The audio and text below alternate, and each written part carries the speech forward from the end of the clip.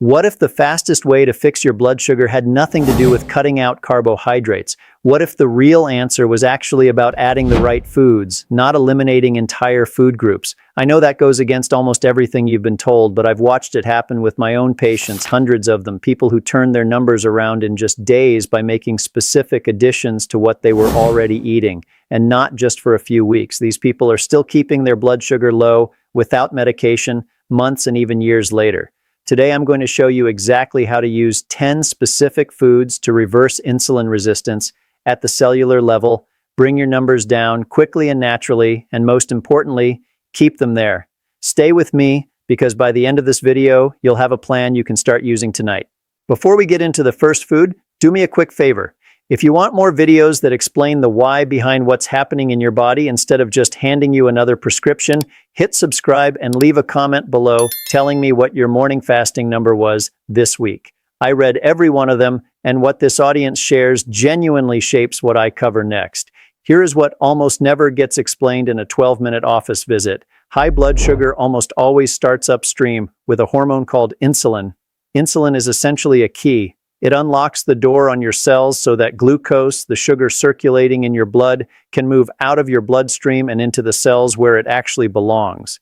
When you spend years riding the blood sugar roller coaster, your cells stop responding to that key. Insulin knocks and knocks, and the door stays shut. That's insulin resistance. Your pancreas responds by pumping out even more insulin to compensate. Your blood sugar climbs anyway, and the standard medical answer is a prescription that pushes more insulin into a system that's already overwhelmed by it. The reality is that there is no time in a short office visit and very little financial incentive in the current system to teach you how specific foods talk directly to your insulin receptors. That's exactly what I'm going to do right now. My name is Dr. James Anderson, and every single one of these 10 foods does one of 3 jobs. It slows the rate at which sugar enters your blood, it cools the chronic inflammation that keeps your cells deaf to insulin, or it reactivates the insulin receptor itself so your own body can do the work it was designed to do. You don't need to add all 10 tomorrow. Bring them in gradually over the next couple of weeks and let them stack. Here's the first one. Fenugreek seeds. These are small, hard, amber-colored seeds, and you can find them in the spice aisle of almost any grocery store for just a couple of dollars. If you overlook this one because it sounds unfamiliar, you're walking past one of the most powerful blood sugar tools available, and it costs less than your morning coffee. Here's what fenugreek actually does inside your body.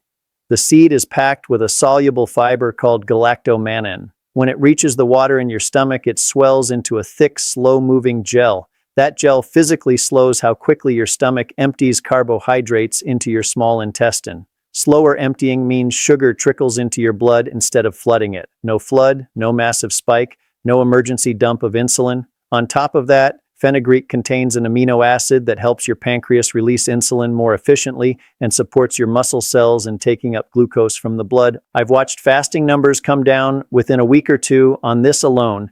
To use it, soak 1 teaspoon of whole seeds in a glass of water overnight.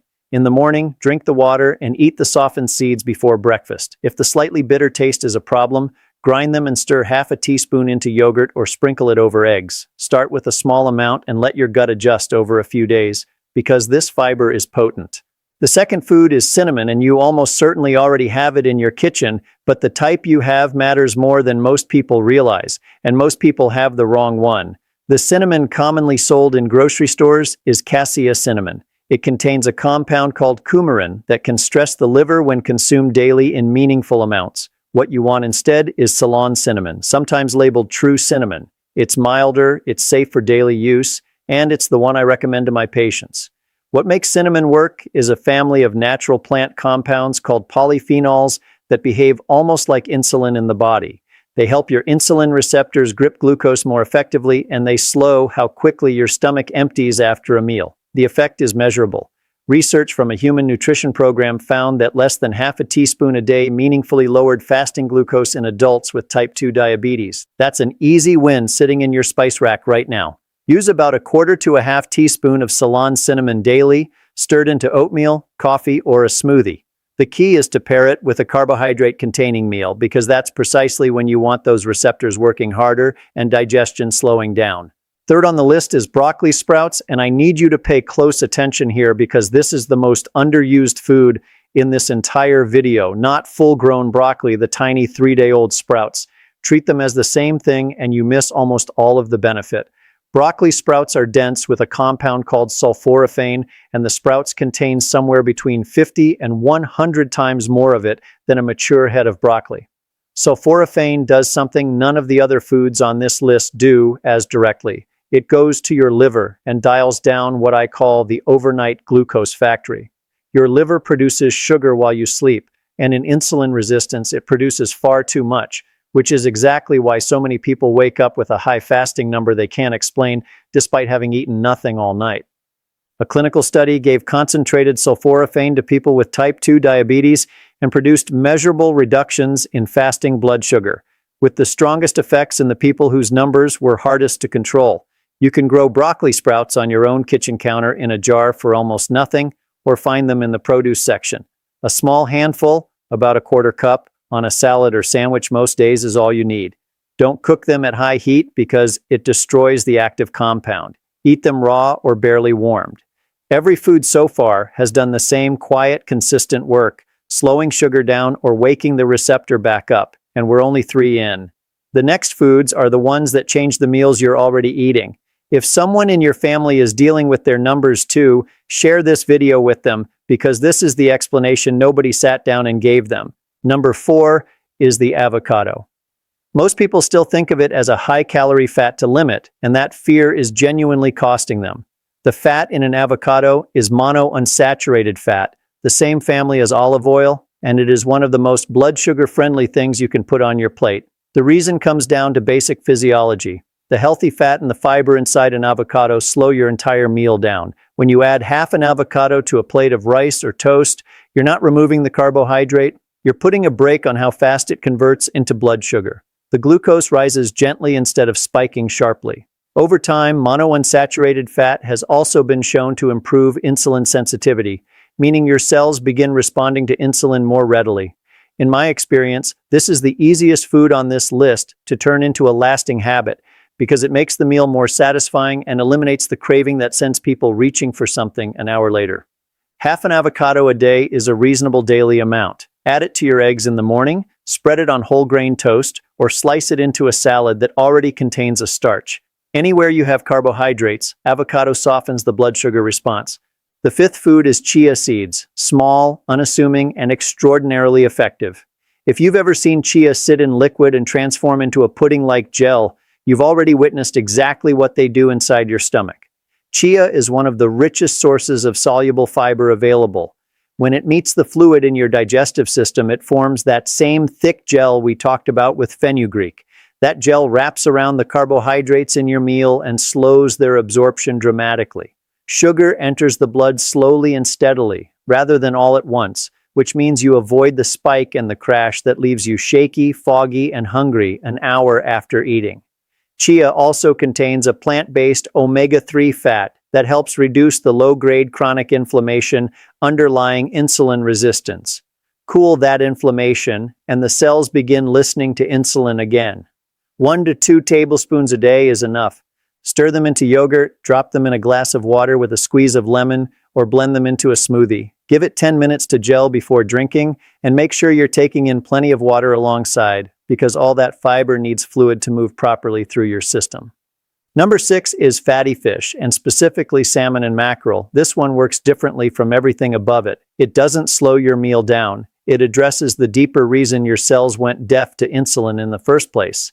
Insulin resistance is driven substantially by chronic low-grade inflammation. When your body is quietly inflamed year after year, that inflammation physically interferes with the insulin signal at the surface of the cell, like static jamming a radio frequency. Salmon and mackerel are rich in 2 omega-3 fatty acids, EPA and DHA, among the most potent natural anti-inflammatory compounds we know of. They lower the inflammatory signals. The cell membrane becomes healthier and more fluid, and the insulin receptor starts functioning the way it was designed to. In my years of practice, patients who eat fatty fish twice a week consistently show calmer, more stable blood sugar readings, along with improved blood pressure. Aim for 2 palm-sized servings per week, Wild salmon, mackerel, sardines, and herring all qualify. Bake it, grill it, or buy it canned if that's easier on the budget. Canned mackerel and sardines are two of the cheapest and most powerful foods in this entire video. Seventh is walnuts. Of all the nuts, this is the one I direct patients toward first because of what it does simultaneously for blood vessel health and for insulin function. Walnuts are rich in polyunsaturated fat and the same plant omega-3 found in chia. That fat improves the function of your endothelium, the thin lining inside your blood vessels, which is one of the first structures that chronic high blood sugar begins to damage. At the same time, the combination of fat, fiber, and protein in walnuts blunts the blood sugar rise after a meal and has been shown to lower fasting insulin, which is the number underneath your blood sugar reading that tells you how hard your pancreas is actually straining. Eat a small handful as a snack in place of crackers or a processed cookie, and you've converted a potential sugar spike into a flat line. A quarter cup, or roughly 7 to 10 whole walnuts, is a good daily amount. Keep them raw or dry roasted, not the candied or honey-glazed varieties. Use them to replace a processed snack rather than simply adding them on top of your current intake. Number 8 is eggs, whole eggs, yolk, and all. For years, people were told the yolk was the problem, and that outdated advice pushed people toward sugary breakfast cereals that are far more damaging to blood sugar than any egg ever was. Let me be direct about this. A whole egg is almost entirely protein and fat, with virtually no carbohydrate. On its own, it barely moves blood sugar at all. But the real effect goes beyond the meal itself. When you start your morning with eggs instead of cereal or toast, you stabilize your blood sugar not just at breakfast, but all the way through to lunch. You walk into your next meal with calmer baseline numbers and a smaller post-meal spike. The protein and fat also create sustained fullness, so the mid-morning cravings that lead people to the cookie jar quietly disappear. In my practice, swapping a cereal breakfast for 2 or 3 eggs is one of the single fastest changes I see reflected in a morning glucose reading. 2 to 3 whole eggs in the morning is a solid daily target for most people. Scramble them, hard-boil them in advance for the week, fold in some spinach, and add the avocado we already covered. That combination alone builds a near-perfect blood sugar breakfast. The 9th food is apple cider vinegar, and this one produces the fastest visible effect on a glucose meter of anything on this list.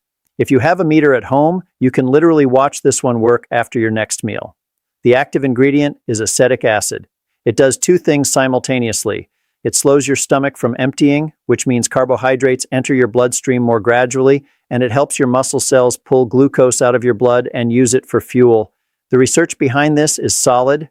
Clinical work found that a single tablespoon of vinegar taken before a carbohydrate-containing meal reduced the post-meal blood sugar spike by roughly 20% in people with insulin resistance. That's a medication-level effect from something that costs a few dollars at any grocery store. Take 1 tablespoon, dilute it in a full glass of water, 10 to 15 minutes before a meal that contains carbohydrates. Always dilute it. Never drink it straight because the acidity is harsh on tooth enamel and the throat over time. And if you're currently taking any prescription blood sugar medication, speak with your doctor before starting this, because the combination can lower your sugar faster than your current dose anticipates. The 10th food is lentils, and this one quietly proves the entire point of this video. Lentils are a carbohydrate, and they will lower your blood sugar. Here's how that works. Lentils are built from a slow-releasing carbohydrate called resistant starch, wrapped in soluble fiber and a solid amount of plant protein. That structure means the glucose inside the lentil is released into your bloodstream slowly and steadily over hours, not all at once. They also carry what's called the second meal effect, meaning a bowl of lentil soup at lunch extends blood sugar stability well into the afternoon and evening. In clinical practice, swapping white rice or white potato for lentils several times a week is one of the most reliable strategies I know for bringing down an A1C, which is your 3-month average blood sugar. Aim for half a cup to a cup of cooked lentils a few times per week. Use them in soup, stew, or a cold salad dressed with olive oil and a splash of the apple cider vinegar we just covered. They're filling, inexpensive, and they stretch a meal further than almost anything else on this list. Let me tell you about a patient I'll call Donna. She was 63 years old, recently retired, and she came to me frightened. Her fasting blood sugar was sitting around 180, and her doctor had just told her it was time to add a second medication. She didn't want to spend the rest of her life climbing the medication ladder. She was scared of where this path was headed because she had watched her own mother lose toes and then her eyesight to this same disease. We didn't strip her diet down to nothing. We added things: eggs and avocado in the morning instead of cereal, a tablespoon of apple cider vinegar before her bigger meals, lentils in place of white rice, walnuts instead of the afternoon cookie, fatty fish twice a week, Ceylon cinnamon in her coffee, broccoli sprouts on her sandwich at lunch. Within the first week, her fasting numbers started moving. Within 3 months, working directly alongside her own physician, she came off that second medication entirely, and her A1C moved back from the diabetic range toward normal. 2 years later, it is held. She didn't deprive herself. She ate more food, just the right food, and her own body did the rest. Here's why these 10 foods work together in a way that simply cutting carbohydrates never fully achieves. Every one of them is giving your insulin its job back without starving you in the process. The fiber-rich foods slow glucose so your pancreas never has to mount a panic response. The fatty fish, walnuts, and chia cool the inflammation that was jamming the insulin signal at the cellular level. The cinnamon and apple cider vinegar walk directly up to the insulin receptor and help it grip again. Do that meal after meal, day after day, and the cell that stopped answering the door slowly begins to open it on the first knock again. That is what reversing insulin resistance actually means at the biochemical level. And once it happens, your body holds your blood sugar down on its own, which is exactly why Donna's numbers stayed low for 2 full years without her doing anything dramatic. Before I give you tonight's plan, I need to draw one important line. If you are currently on insulin or a sulfonylurea, one of the older blood sugar medications, these foods can lower your numbers quickly enough that your existing medication dose may suddenly be too high, pushing you into a dangerous low. Add these foods with your doctor monitoring your numbers and let them guide any medication adjustments as your body responds. Do not stop any prescription on your own. Bring this list to your next appointment and have that conversation directly. Here is what to do tonight. 5 steps. Tomorrow morning, replace your cereal or toast with 2 or 3 whole eggs and half an avocado. That single swap changes your blood sugar trajectory for the entire day. Tonight, soak a teaspoon of fenugreek seeds in a glass of water and drink it first thing in the morning. This week, buy Ceylon cinnamon and start a 1/4 teaspoon daily in your coffee or oatmeal. Before your biggest carbohydrate meal tomorrow, take 1 tablespoon of apple cider vinegar in a full glass of water 15 minutes ahead of eating. And this week, swap white rice or potatoes for lentils at least twice, and put fatty fish on the menu 2 nights. Stack these in gradually over the next 2 weeks. You're not taking away the foods you love, you're adding the foods that protect you. Your body already knows how to regulate blood sugar. These 10 foods are simply giving it back the tools to do exactly that.